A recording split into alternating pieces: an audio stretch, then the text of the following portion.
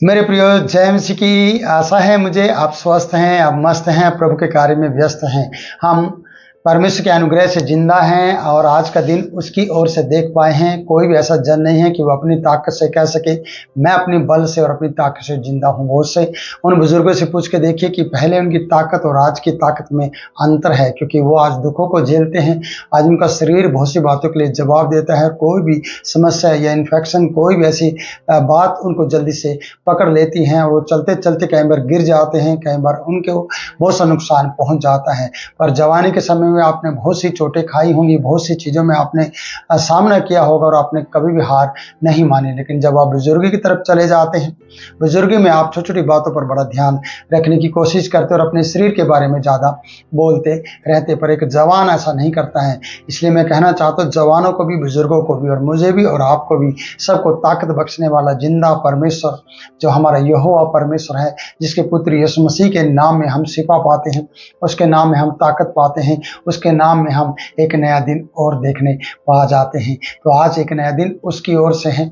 यह हमारी खूबी नहीं है, न कोई लियाकत है जिसके कारण से हम ऐसा कह सकते हैं, पर प्रियो परमेश्वर का अनुग्रह है जिसकी वजह से आपको ये दिन दिया गया है। तो हम यहाँ पर एस्तेर की किताब और उसके दूसरे अध्याय के 19 पद में आ गए हैं, जहाँ पर हम सुसनगढ़ में बहुत सी कुंवारियों को देखते हैं जो फिर से दूसरी बार इकट्ठी की गई हैं। पटरानी एस्तेर पटरानी बन चुकी हैं और वहाँ पर जो नहीं चुने गए हैं वो उसके लिए रखेल के रूप में रख दी गई हैं। तो मैं ये कहना चाहता हूँ कि मोर्द के जो राजभवन के सामने एस्तेर का क्या होने वाला है उसके सामने घूमा करता था, आज यही मोर्द के राज भवन का एक न्याय बन चुका है। और मैं ऐसा कहना चाहता हूं कि यहाँ पर जब हम वचन को पढ़ते हैं, इस बात को मैं आगे ले लूँगा, जब कुंवारियाँ दूसरी बार इकट्ठी की गई तब मोर्द के राजभवन के फाटक में बैठा था। मोर्द के राजभवन के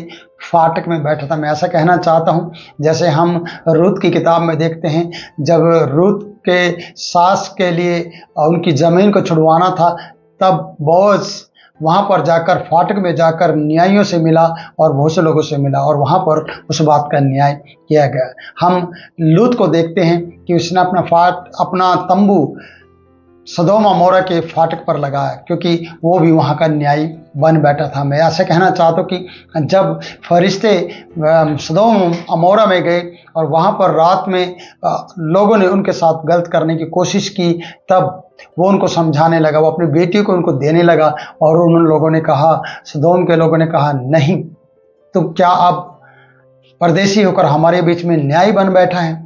क्योंकि वो फाटक पर जाकर रहता था, या फाटक पर उसने अपने तंबू लगाया था और न्याय का रूप में वो बन चुका था। यहाँ पर मैं ऐसा कहना चाहता हूँ कि एस्तेर पटरानी बन चुकी है और हो सकता है, मैं ऐसा विश्वास करता हूँ कि एस्तेर ने अपने चाचा को एक पद दिलाया होगा।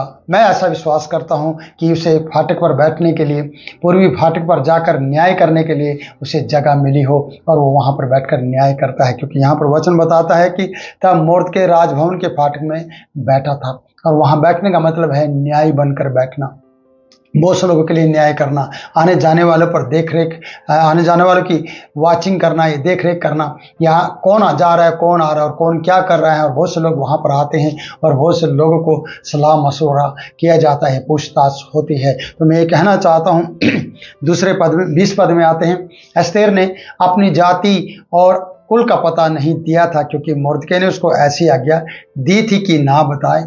और एस्तेर मोर्दकै की बात ऐसी मानती थी जैसे कि उसके यहाँ अपने पालन पोषण के समय माना करती थी या मानती थी।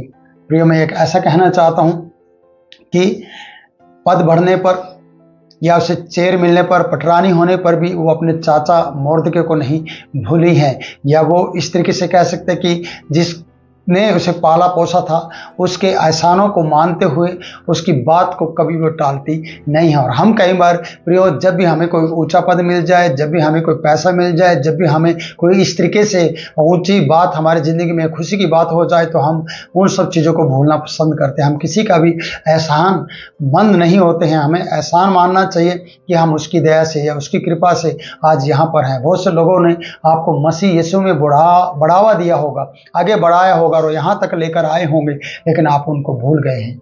पर मैं ये कहना चाहता हूँ कि एस्तेर रानी बेशक और रानी बन गई है, लेकिन जैसे पहले आज्ञा माना करती थी, जहाँ अपनी जवानी के समय में, आज पटरानी बनने पर भी उसकी आज्ञा को मानती है। क्योंकि हम जब यहाँ पर देखते हैं 10 पद में, बाइबल में 10 पद में इस प्रकार से लिखा है कि दूसरे अध्याय के, एस्तेर ने न अपनी जाति बताई थी न अपना कुल, क्योंकि मोर्दके ने उसको आज्ञा दी थी कि उसे ना बताना। और मोर्दके रनवास में प्रतिदिन आंगन में टहलता था उसे देखने के लिए उसके साथ क्या होगा। प्रियो, मैं ऐसा कहना चाहता हूं कि मुझे ऐसा लगता है कि यहूदियों को अपनी बेटी को दूसरी जाति में देना अच्छी बात नहीं थी। बहुत से मसीहों ने, या विश्वास में आने के बाद, मसीह तो नहीं कहेंगे उन्हें, विश्वास में आने के बाद भी अपनी बेटियां या बेटे को अन्य जातियों में देकर या उन्हें ब्याह कर परमेश्वर की नज़र में एक गुस्से का कार्य किया है या क्रोध का कार्य किया है। जैसे कि हम यहाँ पर देखते हैं कि मोर्दके की बेटी या बहन, इस प्रकार से कहेंगे कि मोर जो चचेरी बहन है, मैं ऐसा कहना चाहता हूं कि वो बहुत सुंदर थी, वो रूपवती थी, और बहुत आयत सुंदर होने के कारण से हो सकता है कभी मोर्दके ने जब रानी वस्ती को देखता होगा तब वो अपनी इस बहन को या इस बेटी को देखता होगा और कहता होगा कि वस्ती रानी से भी ज़्यादा सुंदर है मेरी बहन एस्तेर। तो प्रियो, कई बार उसने ऐसा सोचा होगा और सच में वो सुंदर थी, पर उसे ये मालूम नहीं था कि ये रानी के लिए भी जा सकती है।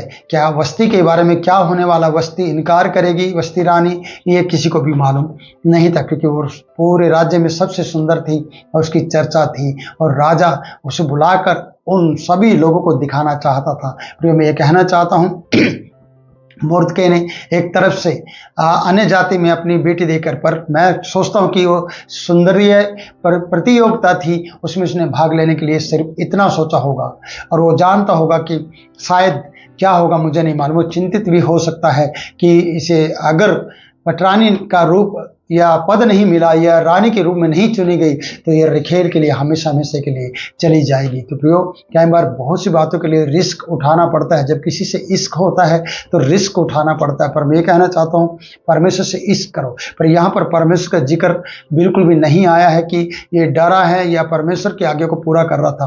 पर मैं ये कहना चाहता हूँ कि परमेश्वर सब कुछ जानता है। परमेश्वर की योजना कुछ और थी और परमेश्वर इनका बचाव करना चाह रहा था, लेकिन मोर्दके की इच्छा ये नहीं थी। मोर्दके इतना था कि ये सुंदर प्रतियोगिता में जीत जाएगी और ये ऐसा हो जाएगा, लेकिन बाइबल के अनुसार अपनी बेटियों को, अपनी बहनों को अन्य जाति में देना बिल्कुल भी शोभा नहीं देता है या वर्जित है या आज्ञा का उल्लंघन है। आप समझ रहे होंगे मेरी बात को, मैं जो समझाना चाहता हूँ। मैं कहना चाहता हूँ फिर भी परमेश्वर जानता है सारी बातें और परमेश्वर आगे क्या करने वाला है, इनके लिए ये परमेश्वर की योजना के अनुसार सारी बातें हुई हैं। तो प्रियो, क्या आप आज अपने घर में अपने पिता की आज्ञा मानते हैं, जैसे कि एस्तेर ने मोर्दके की आज्ञा को माना है? जैसे वो अपनी जवानी के समय में, बचपन के समय में उसकी बातों को माना करती थी, आज पद पाने पर भी, पटरानी बनने पर भी, राजा की रानी होने पर भी वो उसकी बात को मानती हैं, उसकी आज्ञा को मानती हैं, जैसे वो अपने मोर्दके के साथ रहते हुए अपनी जवानी के समय में मानती थी। इसलिए प्रियो, पालन पोषण के समय में उसने इन आज्ञा को माना और आज भी जो किसी और के अधीन है और रानी का अधिकार रखती है और राजपाट उसके हाथ में है, फिर भी वो मोर्दके की आज्ञा मानती है। प्रियो, आप अपने माता पिता की आज्ञा मानते हैं या नहीं मानते हैं? आप अपने पति की आज्ञा मानते हैं या नहीं मानते हैं? इस बात का निर्णय आपके हाथ में है। आप सोच सकते हैं कि कहीं ना कहीं हमने इस बात के लिए अपने प्रियजनों का दिल तोड़ा है और आज्ञा ना मानकर हमने उन बातों का उल्लंघन किया है, उसके एहसान का और उसकी पालन पोषण की बातों को हमने भुला दिया है। कई बार जवान बच्चे अपने पिता के पालन पोषण पर ध्यान नहीं दे रहे हैं कि वो किस तरीके से आपका पालन पोषण कर रहा है। मेरी बेटी, मेरे बेटे, मैं आपसे कह रहा हूँ कि आप अपने माता पिता को याद कीजिए और उसकी मदद कीजिए और उसके साथ खड़े होइए, जैसे कि एस्तेर रानी को हम देखते हैं। यहाँ पर लिखा गया है जैसे कि उसके यहाँ अपने पालन पोषण के समय में मानती थी। क्या आज्ञा?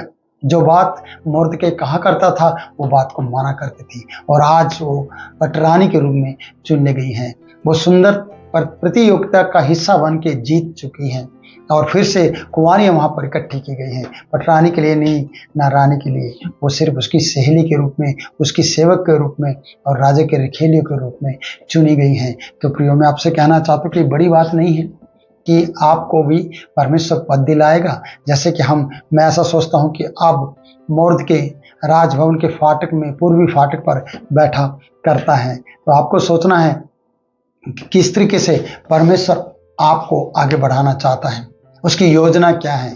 प्रार्थना करने वाले और विश्वास करने वाले लोगों के लिए सब बातें होती हैं। तो प्रभु का वचन आपकी ज़िंदगी बदले और आपको आज्ञा मानना है अपने बड़ों की, अपने बुजुर्गों की, अपने माता पिता की, और उनकी आज्ञा में रहना है। चाहे आपकी शादी हो जाए, चाहे आप कंवारी हो, चाहे आप स्कूल का समय आपका हो, चाहे आपका पालन पोषण का समय हो, आप आज्ञाकारी रहें, क्योंकि यही आज्ञाकारिता आपका पालन पोषण आगे जाकर बड़ी आशीष लेकर आने वाला है।